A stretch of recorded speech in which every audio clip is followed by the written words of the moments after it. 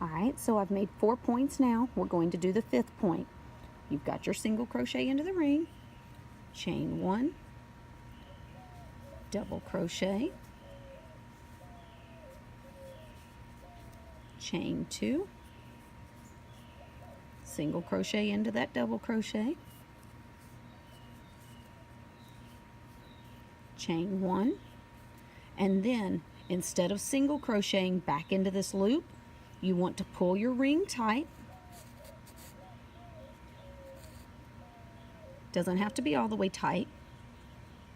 And then this initial single crochet you did when you first started, you're going to slip stitch into it to close the loop up, and then you'll break your yarn and pull that out, and then you'll just cinch your tail tight to pull the middle of the ring tight into your star.